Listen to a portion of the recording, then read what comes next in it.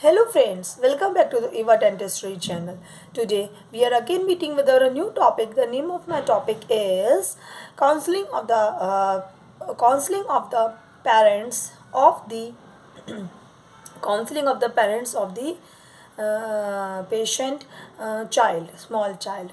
So now in this topic, as I have discussed in my previous video, कि जो हमें parents की counselling करनी चाहिए for the treatment of any dental treatment procedure undergoing. तो सबसे इम्पॉर्टेंट बात हमको क्या ध्यान रखने की आवश्यकता है कि जो हमें पेशेंट की काउंसलिंग करने के लिए माँ बाप को क्या क्या काउंसिल करना चाहिए, उनको हम क्या क्या बताना चाहिए। हमें उनको बताना चाहिए कि किस तरह से दांतों में किस किस प्रकार की बीमारियाँ हो सकती हैं, और दांतों में किस किस प्रकार की बीमारियां हो सकती हैं, और उससे होने वाले क्या क्या नुकसान हो सकते हैं।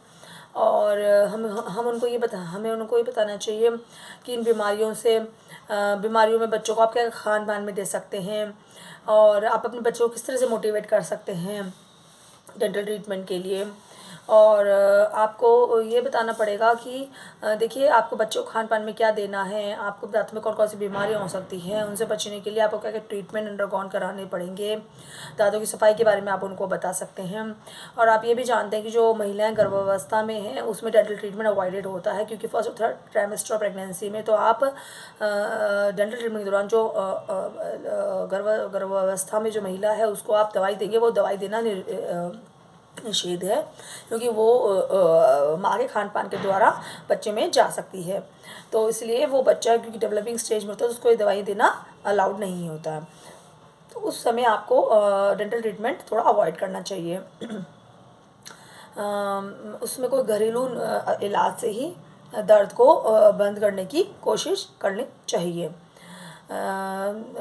और हम आगे चलते अपनी वार्तालाप को बढ़ाते हैं कि जो हमारे दूध के दांत होते हैं वो एक सफ़ेद मोती की तरह पत्थर के हो जाते हैं, क्योंकि यदि ये सही आर्च में आएंगे तो हमारे जो परमानेंट टीथ हैं वो भी इन्हीं की जगह सही आर्च में निकलेंगे, आर्च से बाहर या टेढ़े मेढ़े नहीं निकलेंगे। नहीं तो हमें आगे चलकर और तो ट्रीटमेंट के लिए भी जाना पड़ सकता है। हम अपनी वार्तालाप को आगे बढ़ाते हुए आपको ये बताना चाहेंगे कि जो टीथ हैं हमारे ऑर्थो ट्रीटमेंट के अंदर टीथ टेढ़े भागे आ जाते हैं। वो इसी वजह से आता है क्योंकि जब दूध के साथ प्रॉपर टाइम पे नहीं निकलते तो परमानेंट टीथ भी प्रॉपर जगह पे नहीं आते, तो हमारी आर्च बिगड़ जाती है। और हमें अपने पेशेंट को ये भी मोटिवेट करना पड़ेगा, ये भी पेरेंट्स को बताना पड़ेगा कि आप यदि आपके मिल्क टीथ यदि आपके परमानेंट टीथ सही उसमें आएंगे तो आप कितने अच्छे दिखेंगे, आप दिखने में बहुत अच्छे होंगे, आपका डेंटिशन अच्छा दिखेगा, आपका फेशियल प्रोफाइल अच्छा होगा, आप स्माइल लाइन बहुत अच्छी होगी, ये दांत आपको खाने में मदद करेंगे, आपको बातचीत करने में मदद करेंगे, है ना। खाने में मदद करेंगे, बातचीत में मदद करेंगे, आपका डेंटिशन अच्छा होगा और कोई रिलेटेड प्रॉब्लम है चीक बाइटिंग वो सब नहीं होगी, और फेशियल प्रोफाइल बहुत अच्छा होगा, स्माइल लाइन बहुत अच्छी होगी। तो कुल मिला के अंत में मैं आप सबसे यही कहना चाहूँगी दर्शकों कि यदि आपको पेरेंट्स को जो पेरेंट्स हैं उनको एक काउंसिल करके ये समझाना पड़ेगा कि क्या दांतों में क्या क्या बीमारियाँ हो सकती हैं, उन बीमारियों की रोकथाम के लिए आप क्या क्या कर सकते हो, दांतों की सफाई कैसे कर सकते हो। तो बच्चों की दांतों में यदि संबंधित बीमारियाँ हैं तो उसको कुछ समय आपको उसको खाने के लिए क्या देना चाहिए, उसको किस तरह मोटिवेट करना चाहिए, क्योंकि यदि हमारी जो नींव है वो ही अच्छी होगी तो हमारे परमानेंट टीथ भी अच्छे आएंगे, और वो सुंदर एक आर्च में आएंगे, प्रॉपर एक पूरी कंप्लीट आर्च में आएंगे।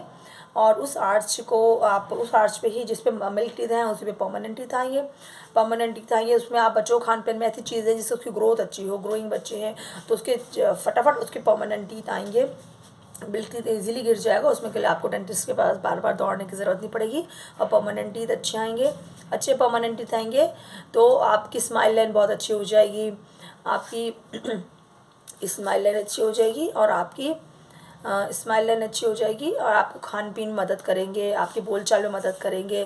तो ओवरऑल आपकी हर तरह से इम्प्रूवमेंट होगा।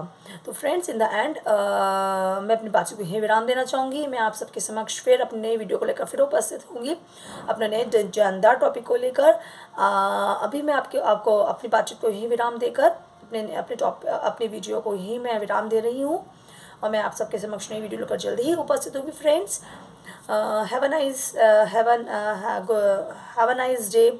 Have a nice and finally I am shooting this video in the night time, so it's not a matter. Have a good night friends and Shubh Ratri. Okay then friends, have a nice day. Bye bye friends.